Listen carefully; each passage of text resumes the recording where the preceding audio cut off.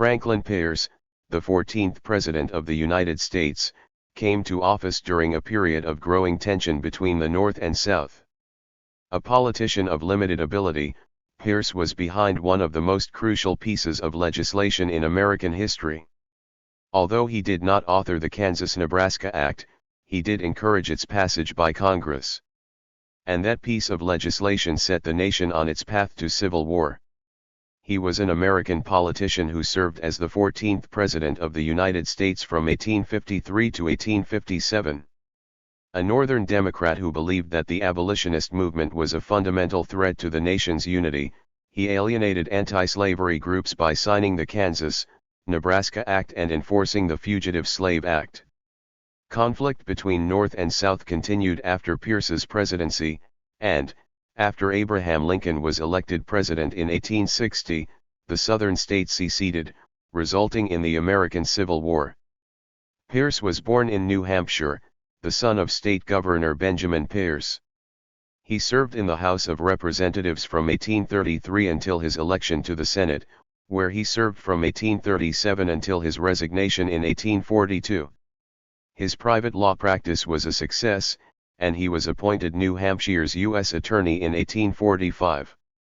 Pierce took part in the Mexican-American War as a brigadier general in the United States Army.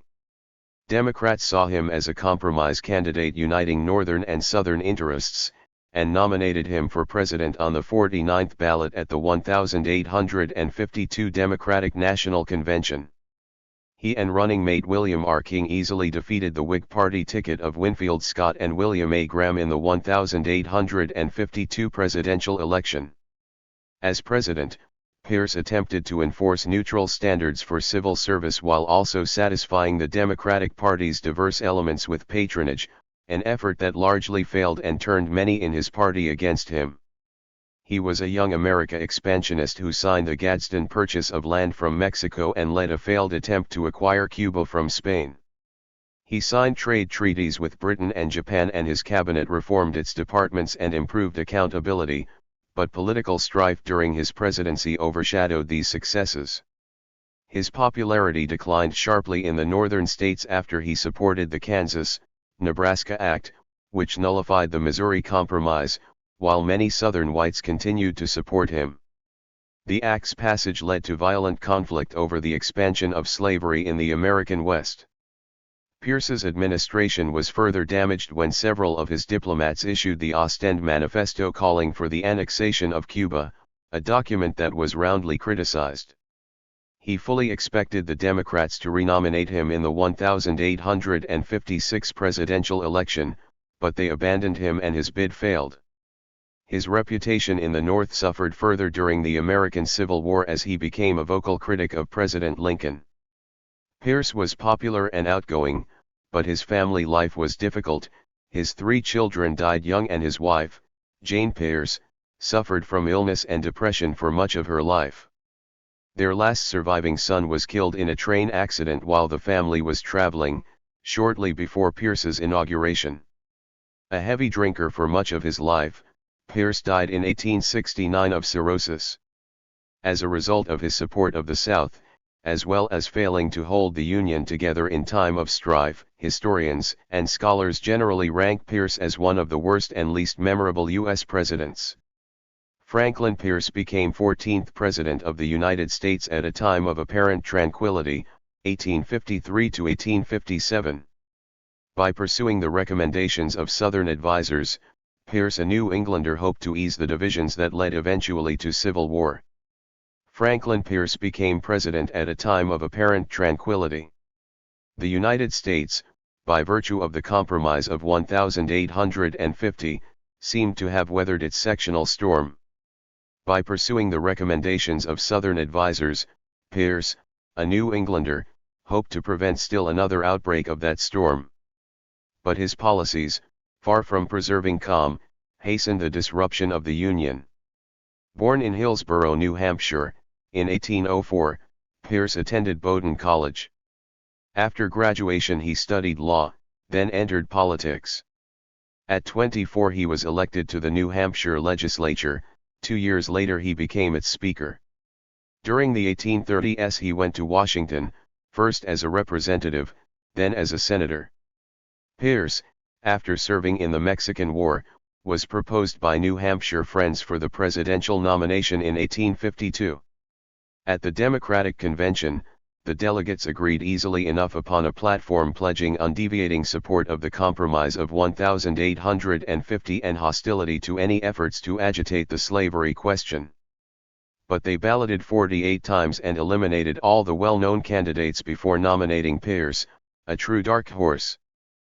Probably because the Democrats stood more firmly for the compromise than the Whigs, and because Whig candidate Gen. Winfield Scott was suspect in the South, Pierce won with a narrow margin of popular votes. 2 months before he took office, he and his wife saw their 11-year-old son killed when their train was wrecked. Grief-stricken, Pierce entered the presidency nervously exhausted. In his inaugural he proclaimed an era of peace and prosperity at home, and vigor in relations with other nations. The United States might have to acquire additional possessions for the sake of its own security, he pointed out, and would not be deterred by any timid forebodings of evil.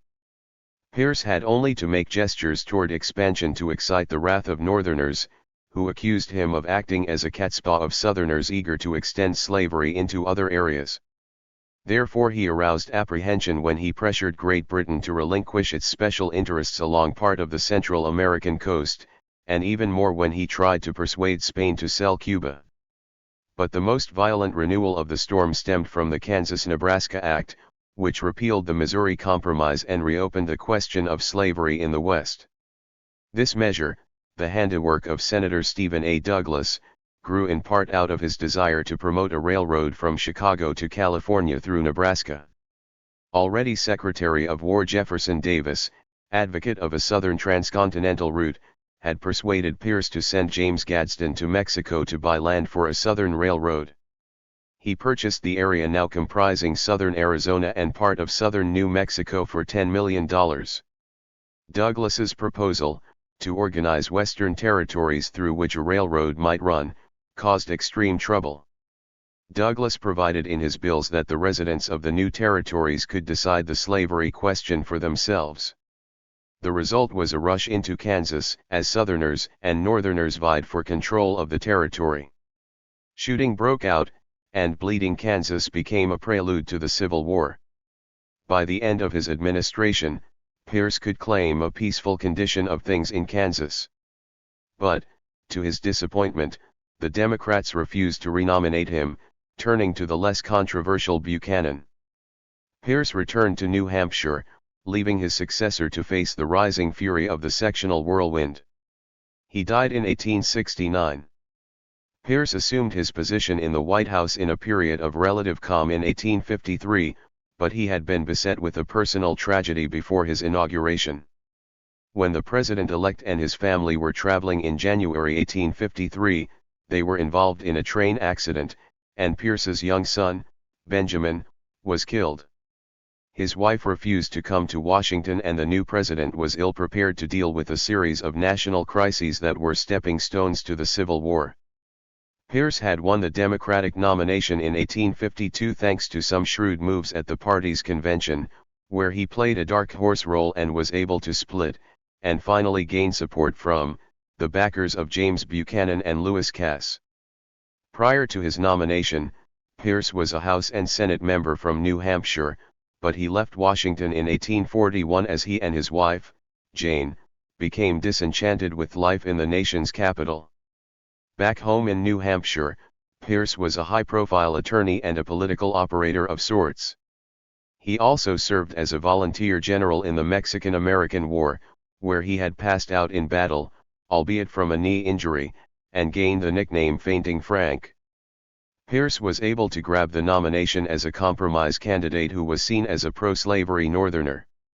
That appealed to a Democratic Party that had endorsed the Compromise of 1850 and the Fugitive Slave Act.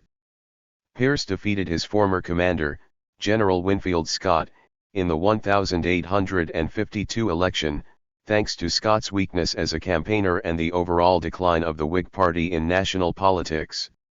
At his inauguration, President Pierce made it clear where he stood on the issues of slavery, states, and the Constitution. I believe that involuntary servitude, as it exists in different states of this Confederacy, is recognized by the Constitution. I believe that it stands like any other admitted right, and that the states where it exists are entitled to efficient remedies to enforce the constitutional provisions, he said. I fervently hope that the question is at rest, and that no sectional or ambitious or fanatical excitement may again threaten the durability of our institutions or obscure the light of our prosperity. Once in the White House, Pierce backed the Kansas-Nebraska Act of 1854, which overturned the Missouri Compromise of 1820.